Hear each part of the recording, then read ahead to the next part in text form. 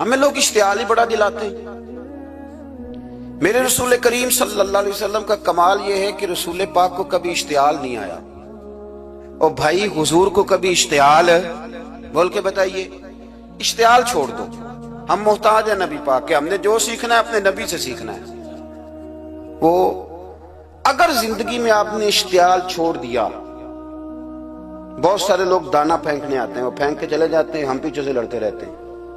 اگر آپ اشتعال چھوڑ جائیں، دیکھو حضور کے میلاد پر میں نے کیا بات چھیڑی ہے، بڑی ضروری سمجھی ہے تو چھیڑی ہے۔ نبی پاک کو نا اپنے دادا سے بڑا پیار ہے، بڑا، دادا سے، والد سے تو ہوتا ہی ہے، ماں سے تو ہوتا ہی، حضور کو اپنے دادا سے۔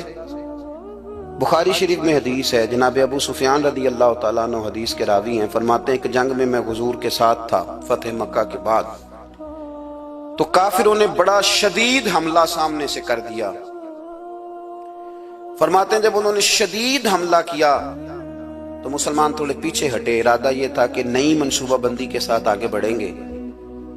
کہتے میں نے نبی پاک صلی اللہ علیہ وسلم کے گھوڑے کی لگام تھامی ہوئی تھی، صحابہ پیچھے ہٹے پر حضور نہیں پیچھے ہٹے، اور آگے بڑھے تو میں نے کہا یا رسول اللہ سب لوگ پیچھے ہٹ رہے ہیں، ذرا پیچھے ہٹ کے نئی حکمت عملی، نئی تازگی کے ساتھ وار کریں گے تاکہ مقابلہ کر سکے۔ تو جنگ کا موقع ہے، جنگ کا وقت ہے، اور حضور وہاں نعرہ کیا لگاتے ہیں، فرمایا پیچھے نہیں ہٹنا۔ کیوں؟ انا النبی لا کاذب، انا ابن عبد المطلب لا کاذب، فرمایا پیچھے نہیں ہٹنا ہے۔ ایک تو اس لیے نہیں ہٹنا کہ میں نبی ہوں اور یہ بھی سچ ہے، اور اس لیے بھی پیچھے نہیں ہٹنا کہ میں کوئی معمولی آدمی نہیں، میں عبد المطلب کا پوتا ہوں۔ اب پیچھے ہٹنا، کتنی دلچسپی اپنے دادا کے ساتھ، کتنا پیار ہے۔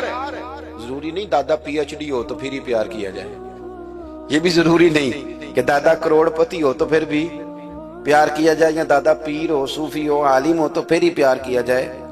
ماں باپ تو ماں باپ ہی ہوتے ہیں، ماں باپ تو ماں باپ ہوتے ہیں۔ مجھ سے کوئی کہے میں اپنی اماں پہ 6 جلدوں میں کتاب لکھ سکتا ہوں، میں ذمہ داری سے کہہ رہا ہوں، وضو کے ساتھ بیٹھا ہوں۔ اگر کبھی اللہ مجھے موقع دے تو میں کئی جلدوں میں اپنے والد پر کتاب لکھ سکتا ہوں۔ یہ ضروری تو نہیں کہ ماں باپ پڑھے لکھے ہوں تو پھر ہی ان پہ لکھا جا سکتا ہے۔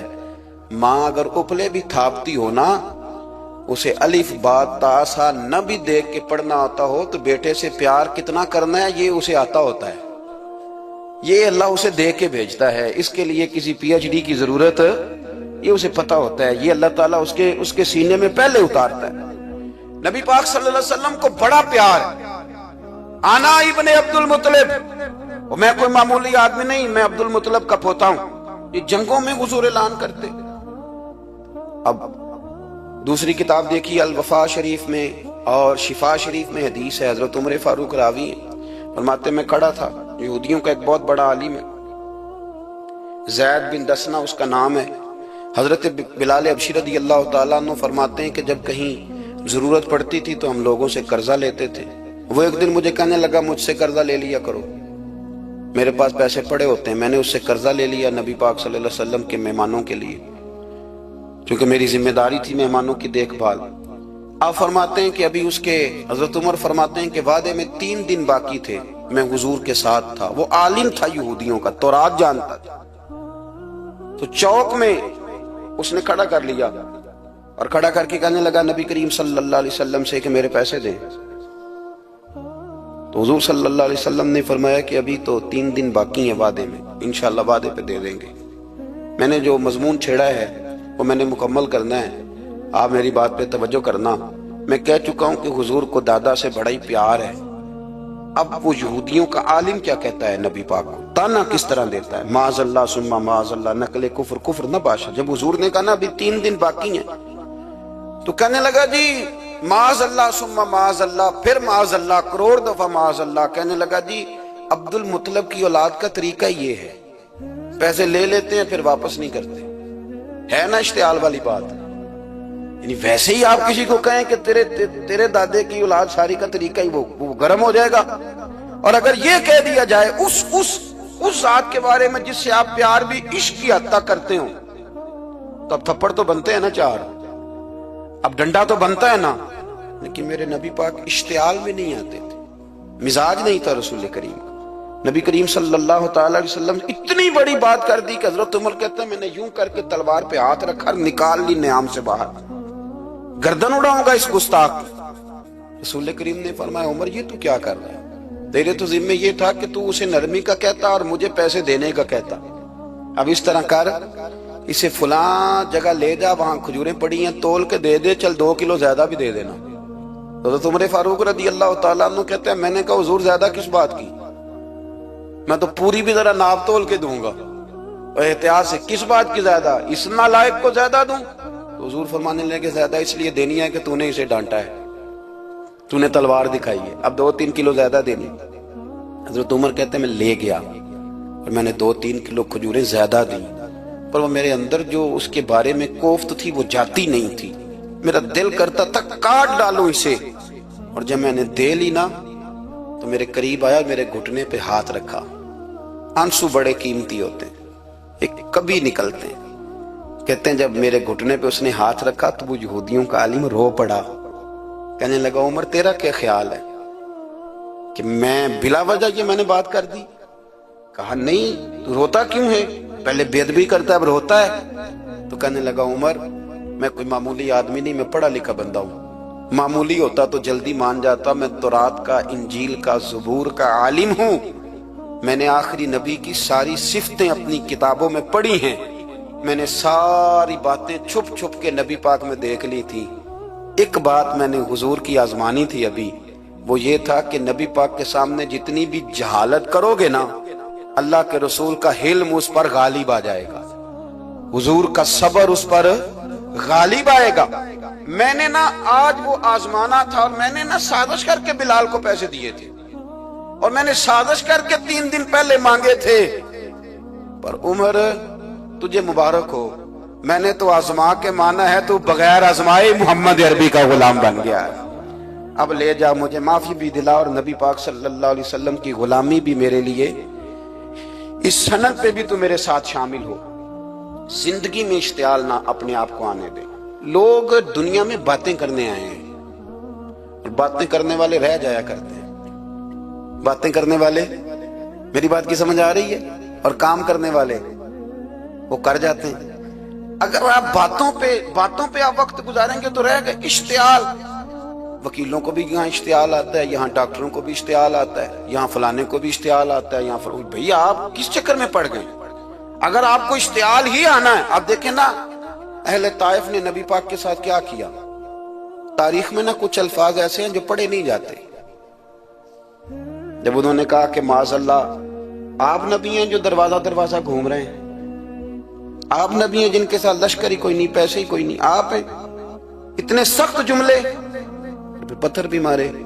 اشتعال تو 1.5 منٹ میں آ جاتا ہے بندے کو، اور ہمارے ہاں تو رہ بھی صرف اشتعال ہی گیا ہے، صرف اشتعال ہی ہے، جس کو دیکھو اسے اشتعال ہے، ادھر بھی لڑائی، ادھر بھی دنگا، ادھر بھی فساد۔ بھئی آپ چھوڑیں۔ رسول کریم علیہ السلام کو حضرت زید بن حارثہ نے کہا حضور دعا کریں گے تباہ ہو جائیں، نبی پاک نے فرمایا لفظ حدیث کے، فرمایا لم ابعث لعانا، فرمایا میں کو تانے دینے والا بن کے آیا ہوں، میں وہ ہوں جو تانا زنی کروں گا، بد دعا دوں گا انہیں۔ فرمایا انما بعثت ہادیا و رحمہ، فرمایا میں تو رحمت بن کے آیا ہوں اور لوگوں کو ہدایت کا راستہ دکھانے کے لیے آیا ہوں۔ زندگی میں کبھی بھی اشتعال۔ ایک بات اور کرنی ہے آپ سے، اس پر بھی آپ نے خاص توجہ کرنی ہے، جو ہمارے لیے سرکار کی محتاجی میں سے خیرات ہم نے لینی ہے، وہ یہ ہے کہ نبی پاک صلی اللہ علیہ وسلم کو نا قرآن مجید نے حریص کہا۔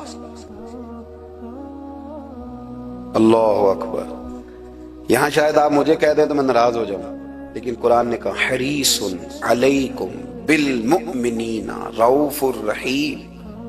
اللہ کرے کہ ہم قرآن کے الفاظ پر غور کریں۔ حریص علیکم، اے میرے محبوب کے غلاموں، نبی پاک صلی اللہ علیہ وسلم نا تم پر حریص ہیں، یعنی تمہاری بھلائی چاہنے میں جلدی کرتے ہیں، تمہاری بھلائی چاہنے میں۔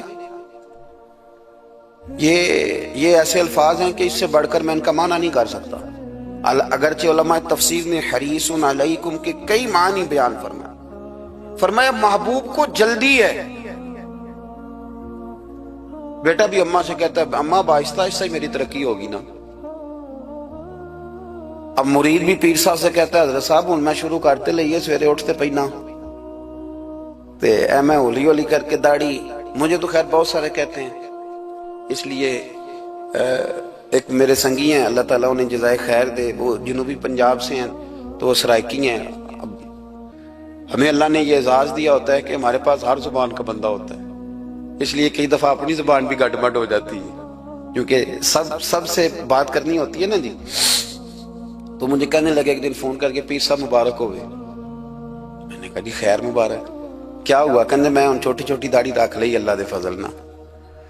میں کہا چلو میں تیری مبارک قبول کتی تو مہربانی کری انہوں کھاد شاد باندھا رہی تاکہ تھوڑی بڑی بھی ہو ہی جائے کہ جو مبارک ہوئے۔ میں چھوٹی چھوٹی، میں کہا چلو اللہ کریم خیر کرے گا بڑی بھی ہو جائے، حالانکہ داڑھی کا کوئی وزن ہی نہیں ہوتا، کیوں ہوتا ہے نہ چھوٹی کا نہ بڑی کا، اللہ سمجھنے کی توفیق عطا فرمائے۔ باہر کا جو بات عرض کرنی ہے اس کی طرف آتا ہوں آپ حضرات سے۔ حریص علیکم، بھئی ہر بندہ کہتا ہے میں آہستہ آہستہ چلوں گا، لیکن نبی پاک صلی اللہ تعالی علیہ وسلم نے شوق رکھتے میری امت کو جلدی سے خیر ملے، جلدی سے۔ آپ دیکھیں نا، ہم نے نا اصل میں سنی تقریریں، سنانے والوں نے سنا دیں، بس وہ ٹھیک ہے ایک نظام ہے، لیکن کبھی کبھی نا ہم الجھ جاتے ہیں، اڑ جاتے ہیں کہ یار ایسے بھی ہوتا ہے۔ نبی پاک جلدی کرتے ہیں اپنی امت کو خیر دینے میں، جلدی۔ حضرت ابو ہریرہ نے حافظہ مانگا تو فٹافٹ دیا حضور۔ حضرت جابر ابن عبداللہ نے کہا حضور گھر میں غربت ہے تو فرمایا یہ کلو لے جا، کھول کے نہ دیکھنا کھجورے، کھاتا رہنا ختم کوئی نہیں ہوں گے۔ جس نے جو مانگا نا، جو ذرا جلدی کر کے، مرنا ہے پھر قبر میں جانا ہے، پھر قیامت تک قبر میں لیٹنا ہے، پھر قبر سے اٹھنا ہے، وَإِذَا الْقُبُورُ بُعْثِرَتْ عَلِمَتْ نَفْسٌ مَا قَدَّمَتْ وَأَخَّرَتْ، پھر وہاں سے اٹھ کے حساب دینا ہے، حساب کے بعد جنت دوزخ کا فیصلہ ہونا ہے۔ اور میرے نبی پاک صلی اللہ علیہ وسلم کو بڑا شوق ہے امت جلدی جلدی جنت میں جائے، لہذا فرمایا ابو بکر تو بھی جنتی ہے۔ حضور وہ قبر، وہ اٹھنا، وہ حساب کتاب، فرمایا میں جانوں اللہ جانے۔ عمر تو بھی جنتی ہے، عثمان بھی جنتی ہے، علی بھی جنتی ہے، طلحہ بھی جنتی ہے، زبیر بن عوام بھی جنتی ہے، طلحہ بن عبید اللہ بھی جنتی۔ 10 بندوں کو نہ کھڑے کھڑے جنت۔ امام حسن اور حسین پیچھے کھیل رہے تھے تو پوچھ لیا کسی نے حضور یہ 10 تو جنتی ہیں، تو فرمایا جو پیچھے ہیں، تو کہا سید الشباب اہل الجنہ، یہ جنتی ہیں اور یہ جنتیوں کے سردار ہیں۔ آپ ذرا پلٹ کے دیکھ لیں کس طرح حضور نے، اور یہ اس شوق کو آپ سمجھیں، ہمیں تو شوق ہی کوئی نہیں، اب یقین کریں نہیں شوق، زیادہ سے زیادہ شوق ہوگا تو اپنے بیٹے کے حق میں ہوگا کہ جلدی جوان ہو جائے، اور اس میں بھی ہماری ڈبل لالچ ہوتا ہے کہ بچہ جوان ہو جائے اور میں کبھی بوڑھا بھی نہ ہوں، یہ بھی جوان ہو جائے اور میں بھی جوان ہی رہوں، بھئی یہ تو نہیں نہ ہو سکتا۔ اگر وہ جوان ہوگا تو پھر آپ کو بوڑھا ہونا پڑے گا، لیکن ہمارا ڈبل لالچ ہے، یہ بھی جوان ہو جائے اور میں بھی جوان ہی رہوں، یہ ہو سکتا؟ نبی پاک صلی اللہ علیہ وسلم نے فرمایا، آپ ذرا غور کریں، فرمایا وہ بیر رومہ ہے جو خرید کے دے دے گا میں اسے جنت کی بشارت دیتا ہوں۔ فرمایا جو مسجد بنائے گا میں گارنٹی دیتا ہوں اپنے لیے جنت میں مکان بنا لے گا۔ میرے رسول کریم علیہ السلام جنت کو آسان کرتے چلے گئے، فرمایا 2 چیزوں کی ضمانت دے دے، زبان اور شرمگاہ کا غلط استعمال نہ کرنا، میں تجھے گارنٹی دیتا ہوں کہ رب تجھے بغیر حساب کتاب جنت عطا کر دے۔ جلدی کے ساتھ حضور نے یہ شوق پیدا کیا۔ ہمارے ہاں نا ہر معاملے میں تیزی ہے، امیر راتوں رات ہونا ہے، حسین راتوں رات ہونا ہے، اور بادشاہ بھی نیک ذرا آہستہ آہستہ ہو کے کرنا ہے، آہستہ آہستہ آہستہ آہستہ۔ اور تو ہر ویلے مسیطے بہ رہنا ہے تے اور کتے بھئی ہے جی، بھئی مسجد اللہ کا گھر ہے، تیرے گھر بیٹھتے تو 2-3 دن زیادہ بیٹھتے، تو نے کہنا تھا کوئی اور کام بھی کریا کر، اللہ کے گھر بیٹھے ہیں تو یہاں بھی تجھے اعتراض ہے، کدھر جا کے بیٹھے، کدھر بیٹھے جا کے۔ ہمارا ایک پیر بھائی تھا، اللہ اکبر، تو حضرت صاحب کے پاس آ کے نا کسی نے شکایت لگائی اس کی کہ اس کے گھر والے کہتے ہیں تیار والے پیران کو لے بیٹھا رہنا ہے، تو سب ہنس پے، فرمان لگے ایک باری پھر گل کری، کہتا جو کہتے ہیں ہر وقت پیروں کے پاس بیٹھ رہتا ہے، فرمایا یار بڑا مزہ ہے، ایک باری پھر کری۔ تو وہ جب حضرت صاحب کو مزہ آتا تھا تو ہمیں مفت میں آنا شروع ہو جاتا تھا، تو یہ تو بڑی بات ہے نا جی کہ کوئی کسی اللہ والے کے پاس بیٹھتا ہے۔ میری بات کو سمجھ لیں، جلدی کرتے رسول کریم ہمیں بھی تھوڑی جلدی کرنی چاہیے نبی پاک کا غلام بننے میں۔ صحابہ نے بڑی جلدی کی، آپ یقین کریں 1 منٹ بھی دائیں بائیں نہیں، بس آج حکم آیا، آج ختم، آج ہی عمل ہوگا، کل پرسوں ترسوں کی بات کوئی نہیں۔ ساری دنیا جاتی ہے نا مدینہ شریف اور جا کے دیکھتی ہے مسجد قبلتین، 2 قبلوں والی مسجد۔ یار بڑا مشکل کام ہے، بڑا مشکل کام ہے۔ لوگ کہتے ہیں پہلا تسی انجاندے سو، اب یہ کہنا شروع کر دیا بڑا مشکل کام ہے۔ حضور نے 4 رکعتوں والی نماز 2 ادھر منہ کر کے پڑھائی اور پھر 2 رکھتے ہیں، اور یار مشکل ہے کام، بڑا مشکل۔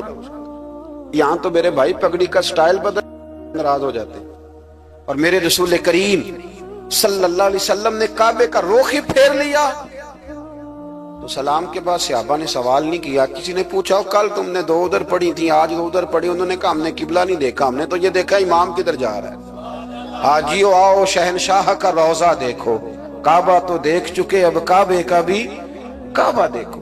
جلدی کریں، وقت بڑا تھوڑا ہے، بیماری فٹافٹ آ جاتی ہے، کچھ پتہ نہیں چلتا، کمزوری فٹافٹ آ جاتی ہے، کچھ پتہ نہیں چلتا، بہت سارے حالات ہیں جو جلدی خراب ہو جاتے ہیں۔ نبی پاک صلی اللہ تعالی علیہ وسلم نے نا اپنی امت کو بڑی ساری خیر اللہ سے لے کے دی، ہمارا دین بڑی جلدی مکمل ہوا، 23 سالوں میں مکمل دین حضور نے ہمیں عطا فرمایا۔ اور پھر ایک اور مزے کی اور لطف کی بات یہ کہ ایک ہے کہ جنگیں بھی ہو رہی ہیں، ہم کہتے ہیں جی آرام سے بیٹھیں گے تو دین کی بات کریں گے، جنگیں بھی جاری ہیں، بدر ہے، احد ہے، آخر دم تک۔ جس دن سرکار کا وصال ہوا اس دن بھی نبی پاک صلی اللہ علیہ وسلم نے لشکر روانہ کیا، اس دن بھی لشکر روانہ کیا، جنگیں بھی ہو رہی ہیں، اور ساتھ ساتھ رسول پاک نماز، عبادت، تہجد، مسواک، شریعت، دین، تقوی، پرہیزگاری، ان ساری باتوں کا درس بھی بیان فرما رہے ہیں۔ ہم کہتے ہیں جی وہ فلانے حالات ٹھیک ہو جائیں گے کاروباری تو پھر میں مسجد ہوں۔ بھئی حالت جنگ میں بھی جنگ بھی چلتی رہتی تھی، تہجد بھی چلتی رہتی تھی، وہاں یہ حال تھا کہ وہاں پریشانی بھی چلتی رہتی تھی اور درود و سلام بھی چلتا رہتا تھا۔ میرے رسول کریم صلی اللہ علیہ وسلم کے غلاموں، اپنے زندگی میں ناکام وہ لوگ وہ جنہوں نے وقت ضائع کیا، وقت نہیں ضائع کرے۔ ایک آدھ بات حضور غوث پاک کی عرض کرتا ہوں۔ حضور غوث پاک رضی اللہ تعالیٰ عنہ نے نا نبی پاک صلی اللہ علیہ وسلم کی اتباع میں وقت گزارا ہے۔ کچھ بندے اللہ کے بڑے خاص ہوتے ہیں، حضور غوث پاک رضی اللہ تعالیٰ عنہ کو اللہ نے اعزاز عطا فرمایا، شان عطا فرمائی کہ غوث اعظم درمیان اولیاء جو محمد درمیان انبیاء۔ اس طرح نبیوں میں رسول کریم کا مقام ہے نا، اس طرح ولیوں میں غوث پاک جیلانی کا مقام ہے۔ حضور غوث پاک رضی اللہ تعالیٰ عنہ کو اللہ نے کئی اعزازات دیے، سب سے بڑی بات یہ کہ اللہ نے انہیں کرامات عطا کی۔ کرامت دین کا پورا ایک حصہ ہے۔ ہمارے ہاں نا لوگ کہتے ہیں اخلاق بیان کریں جی، وہ کہتے کیا تھے؟ کرامت کیا ہوتی؟ بھئی کرامت تو قرآن پاک نے بیان فرمائی۔ آصف بن برخیہ جناب بلقیس کا، ملکہ بلقیس کا تخت لائے تھے، یہ اللہ نے کیوں آیت نازل کی قرآن پاک میں؟ وہ قصہ کہانی ہے کہ وہ جی تخت لائیں، یہ کیوں بیان کی؟ اور تخت آیا کس طرح آیا؟ انہوں نے کہا کہ آنکھ جھپکنے سے پہلے آ جائے گا، پھر آیا کہ نہیں آیا؟ ان سے پوچھا یہ کیسے آیا؟ کہنے لگے ھذا من فضل ربی۔ او سنگیو، صرف حضرت سلیمان علیہ السلام کا امتی تخت لا سکتا ہے، نبی پاک کا غلام نہیں لا سکتا؟ یار آپ نے کرامت کا انکار کر کے اپنے آپ کو کمزور کر لیا۔ اور نہیں جی نہیں، یہ کیسے ہو؟ کیا مطلب ہے اس کا؟ آپ سورہ نمل روز پڑھیں اور جناب سلیمان علیہ السلام کے امتی کی شان بیان کریں کہ وہ آنکھ جھپکنے سے پہلے 80 گز اونچا، 80 گز چوڑا، 80 من وزنی تخت آنکھ جھپکنے سے پہلے لے آئے۔ کسی بندے کا ایمان خراب نہیں ہوتا۔ اور میرے غوث پاک جیلانی، یہ وہ بندے ہیں جن کے بارے میں نبی پاک نے فرمایا کہ میری امت کے علماء بنی اسرائیل کے نبیوں کی طرح ہیں، امتیوں کی طرح نہیں۔ کن کی طرح؟ نبیوں کی طرح، نبیوں کی طرح۔ حضرت غوث پاک رضی اللہ تعالیٰ عنہ ہم کو ملانگ لوگ نہیں ہیں، الحمدللہ تعالی ہم تو غوث پاک کی کرامت بھی مانتے ہیں، پر قرآن و سنت کی اینک لگا کے مانتے ہیں۔ یہ میری بات سمجھ لیں۔ حضرت غوث پاک رضی اللہ تعالیٰ عنہ طالب علموں کو سبق پڑھا رہے تھے، تو سبق پڑھاتے پڑھاتے نا ہاتھ آگے بڑھایا تو اچانک ہاتھ واپس آیا تو گیلا ہو گیا تھا سارا۔ تو شاگرد بھی بڑے سیانے ہوتے ہیں، انہوں نے سبق چھوڑ دیا، استاد جی کے گیلے بازو کو دیکھنا شروع کیا، حضور یہ کیا ہے؟ تو غوث پاک بھی غوث پاک تھے، ہر بندے کا ہاضمہ اتنا اچھا نہیں ہوتا کہ اس کو ہر بات ہضم ہو جائے، کئیوں کو بد ہضمی بھی بڑی سخت ہوتی ہے، کھٹے کھٹے ڈکار آتے ہیں بات سن کے، کانوں سے دھواں بھی نکلتے کئی دفعہ۔ تو انہوں نے پوچھ لیا فٹافٹ کہ حضور یہ کیا ہوا؟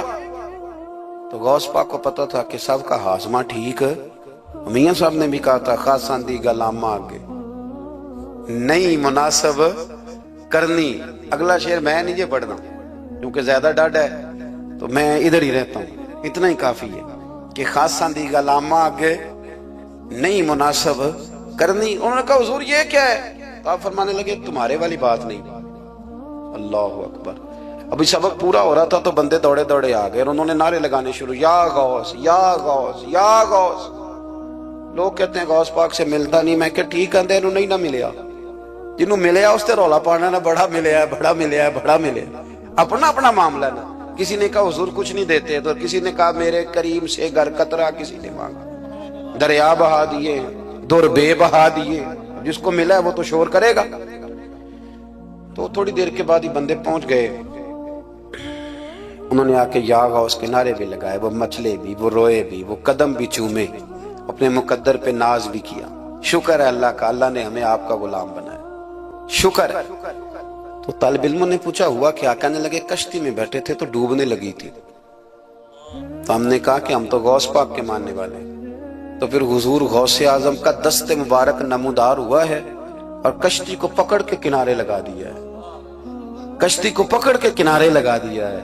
ایک قریب کہنے لگا یہ کیسے ہو سکتا ہے؟ تو دوسرا اس کی کمر پہ تھپکے دے کے کہنے لگا ویسے ہی ہو سکتا ہے جیسے آصف بن برقیہ کے ساتھ ہوا تھا، بالکل ویسے ہی ہو سکتا ہے۔ سیدنا غوث اعظم کی کرامات اتنی متواتر کے ساتھ ہیں کہ ملا علی قاری فرماتے اتنی تو کرامتیں سنی نہیں جتنی غوث پاک کو اللہ نے عطا فرمائی۔ رب کریم نے انہیں درجہ دیا، وقار دیا، ان کی دعاؤں کو قبولیت دی، اللہ نے انہیں اعزاز کے ساتھ نوازا، اللہ نے ان پر فضل فرمایا۔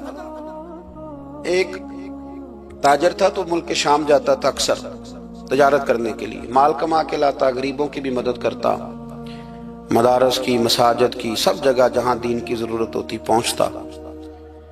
ایک بغداد میں اور درویش بھی گزرے جن کا نام شیخ حماد ہے، وہ بھی بڑے درویش تھے۔ وہ تاجر شیخ حماد کے پاس گیا، کہنے لگا میرے لیے دعا کر دے، میں جا رہا ہوں سفر کے لیے۔ تو انہوں نے کہا میں صبح بتاؤں گا۔ استخارہ کیا، صبح کہنے لگے نہ جانا، تیرا مال بھی لٹ جائے گا اور تو قتل بھی ہو جائے گا۔ وہ بڑا پریشان ہوا، حضور غوث پاک کے پاس گیا، کہنے لگا حضور وہاں بھی میں نے کہلا بھیج دیا ہے، سامان میرا پڑا ہے، جاؤں گا نہیں، پیمنٹ نہیں کروں گا، ملے گا نہیں تو خسارہ ہو جائے گا، مہربانی فرمائے۔ غوث پاک نے مراقبہ کیا، فرمایا تو جا اللہ خیر کرے گا، تو جا اللہ خیر کرے گا۔ مرید کا عمل کے یقین، پیر کا عمل کے یقین، چلے آپ فیصلہ کر لیں تو میں آگے بڑھتا ہوں۔ حضرت غوث اعظم رضی اللہ تعالیٰ عنہ نے مرید سے کہا تو جا اور اللہ خیر کرے گا۔ وہ گیا، کہتے میں نے پیمنٹ کی، مال لیا، واپس آیا، گھوڑوں کا سفر تھا، رستے میں رات کو ایک جگہ سویا، خواب دیکھتا ہوں، خواب میں ڈاکو آ گئے، انہوں نے پہلے مال لوٹا پھر مجھے قتل کیا، اور جب میرے گردن پر انہوں نے خنجر چلائی، خواب دیکھ رہا ہوں تو میری فٹافٹ آنکھ کھل گئی، اور جب میری آنکھ کھلی تو میں اسی وقت ہی رخت سفر باندھا، سر پٹ گھوڑے دڑائے، کچھ رات کو کچھ دن کو، سویرے بغداد پہنچ گیا۔ کہتے خیال تھا کہ پہلے غوث پاک کے پاس جاؤں گا، لیکن پہلے شیخ حماد سے ملاقات ہوگی۔ میرا چہرہ دیکھا، پریشان تو دیکھ کے مسکرائے، فرمانے لگے بھی تیرا پیر بڑا شاندار ہے، تیرا پیر بڑا شاندار ہے۔ وہ کام جو حقیقت میں ہونا تھا نا، حقیقت میں انہوں نے دعا کی ہے تو رب کریم نے اسے خواب بنا دیا ہے۔ ان کی دعا کی برکت سے اللہ نے اسے، اب میں بات مضبوط کرنا چاہتا ہوں تو میں ایک حدیث پاک بھی پڑھ دوں۔ لوگ کہیں گے جی مرنے والا بھی بڑھ جاتا ہے، عمر بھی بڑھ جاتی ہے۔ مشکات کی حدیث ہے، ترمذی میں بھی موجود ہے، نبی پاک صلی اللہ علیہ وسلم نے فرمایا ہے اگر تم چاہتے ہو رزق بھی بڑھ جائے، عمر بھی لمبی ہو جائے، تو اپنے رشتہ داروں سے اچھا سلوک کرو۔ اس کا مطلب ہے کہ عمر بڑھ جاتی ہے، موت کچھ وقت کے لیے ٹل بھی جاتی ہے۔ حضور غوث پاک کو اللہ نے بڑا اعزاز دیا، بڑی کرامات دی، آپ فرمایا کرتے تھے میں نے 40 سال اپنے رب کو راضی کیا ہے مصلی پہ بیٹھ کے. تو میرے مالک نے پھر پوچھا ہے کہ عبد القادر کچھ مانگ لے، کوئی بات کر لے. تو سیدنا غوث اعظم رضی اللہ تعالیٰ عنہ فرماتے ہیں کہ میں نے پھر اپنے رب کریم کی بارگاہ میں عرض کیا، مالک جو قیامت تک مجھ سے محبت کرے فضل کرنا اسے بغیر توبہ کے موت نہ دینا. تو میرے رب نے میری اس دعا کو شرف قبولیت عطا فرمایا کہ جو مجھ سے پیار کرے گا، میرا نام لے گا، وہ بغیر توبہ کے نہیں مرے گا. جنات بھی آپ کی بارگاہ میں حاضر ہوتے